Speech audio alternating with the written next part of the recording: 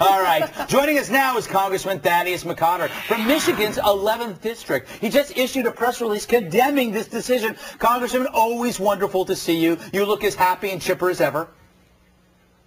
Well, Greg, ordinarily we're here for moments of levity, but now is one that requires lucidity. This administration does not seem to understand that the war for freedom against terrorism is not a criminal matter, it is a martial matter. Their decision today was dangerous and wrong. It seemed to care more about the ACLU's radical ideology than it did about Americans' national security. I think that the mistake that they've made should be rectified, and I think that if not, and the individuals, such as the one you've quoted, continue to think that America is a target for terrorists because of our actions rather than our existence, are going to continue to put us in grave peril. So, I mean, basically, what you're saying is they're making a political decision, not a decision about safety. And the political, I mean, from my understanding of this, it's just all about Gitmo, isn't it? It's about trying to say we're closing Gitmo and we want the world to like us some more.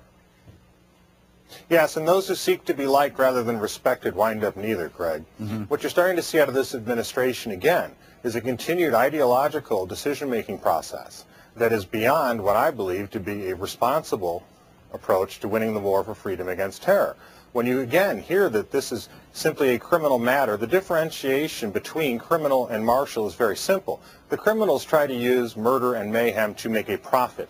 What al-Qaeda is doing is using murder, mayhem, and every means at their disposal to kill American citizens, to kill our allies, and to destroy our interests throughout the world. This is not simply a criminal enterprise gained at making money. That is the key distinction that seems to continue to be missed by this administration. Well, you know, a lot of people bring up the examples of the shoe bomber. He was tried, I guess, as a criminal, and the American Taliban guy, Lind, I think was his name. That was done during Bush. So they're saying, some people might say, oh, well, you're just being partisan now that it's Obama. How do you answer that? Well, first, this isn't a matter of Republican or Democrat. There are some very strong national security Democrats in the Congress that Republicans work with all the time and did through the Bush years and continue to do to this day to defend Americans' lives and interests. And one of the things I find ironic about this is the left that did nothing but pillory George Bush is now pointing to him as a precedent to be followed. The reality is, when you had trials of criminals such as Goering and others at Nuremberg, we understood that the masterminds leading the martial criminal attempts against the United States had to have a separate tribunal. They were not put into the American criminal justice system. What you see now is the inability to distinguish the gravity of the crimes, the enormity of the crimes that are committed against the United States, not as a criminal enterprise, but as a martial matter. Someone like Richard Reed is a foot soldier in that battle. He did not succeed in what he wanted to do. That is vastly different than Khalid Sheikh Mohammed, who sat around, thought this out, helped to implement it, and is one of the guiding hands behind the very forces that are trying to kill us. It is akin to saying that somehow Goering and the others should have had a trial in New York rather than a trial in Nuremberg. All right, one last question before I go to the panel, and then I'm going to come to you afterwards. The one thing that always drives me crazy is when people tell us that we should worry about turning somebody into a martyr. Nothing we do has any effect on whether they're going to be a martyr or not. Isn't that decision already made? They have already told us they're planning to die in order to destroy Western culture. You're absolutely right, Greg, and it goes back to something I mentioned earlier.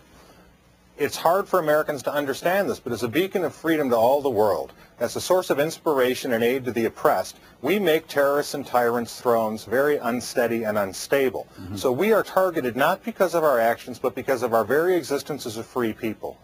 Okay. Thanks, Congressman. Just hold on there. Remy, you're a lawyer, or you claim to be a lawyer. What do you make of this decision? What's behind the Justice Department's thinking?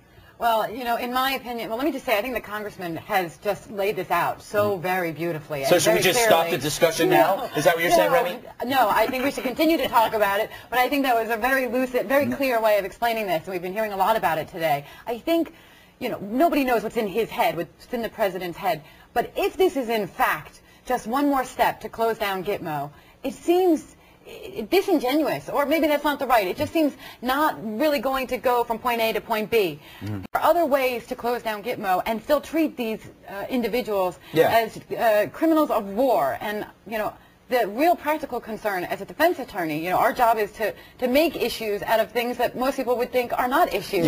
This can go on for years and in fact, in the district court.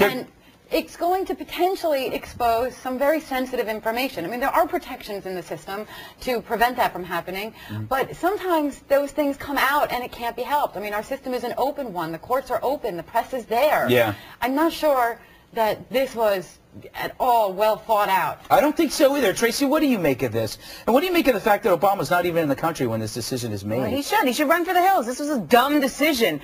This insults so many people on so many levels. First of all, to bring these people back to our city that is constantly a target of terrorism to begin with, you bring these guys back, you're just conjuring it up all over again. Not to mention the fact that they're criminals. They're war criminals. They don't deserve privileges. They don't deserve anything. Yell at them. They don't deserve anything, any kind of special treatment, any kind of due process of jack. They should just be executed like they want to be. All right, let me go to John real quick. John, but I have a feeling you disagree with all of us. I have faith in the American justice system. It's one of the jewels in the crown of our democracy. I'm not afraid of them coming back to Gotham. I want them to come to Gotham. I want the world to see us put them on a fair, transparent trial. I am sure justice will be served, and they're going to rot in a prison for the rest of their lives in obscurity. What if it's not? What if it's not? What if they get off on some stupid technicality, and then what? Well, it's the principle. I hate principles. It's the principle. It's it's not mob rule. We have the best justice system in the entire world, and I want the world to see that.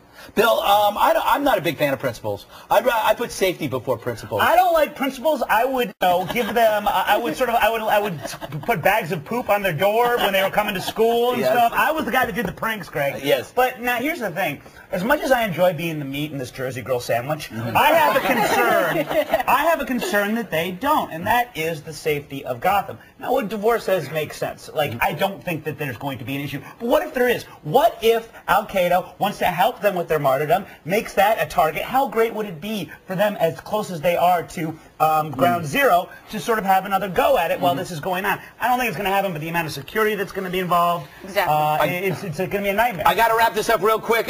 Congressman McCotter, any last words before you gallop it off to one of your important parties? Well, I think John is wrong, and I think he's already kicking off the Khalid Sheikh Mohammed's defense team's argument that somehow America is on trial here. It is not a choice between mob rule or a criminal courtroom in New York. It's a question of the fundamental principles of defending the lives of the United States citizens in accordance with the rules of law, but in a setting outside of our criminal justice system for people who want to destroy the Constitution. In fact, what we need to see, everyone, is, I would think, an end to such puerile decision-making before this administration gets lost in a flood of irresponsibility that leaves the American people's confidence in it shattered. All right, Congressman, we've got to move. Thank you so much for coming on.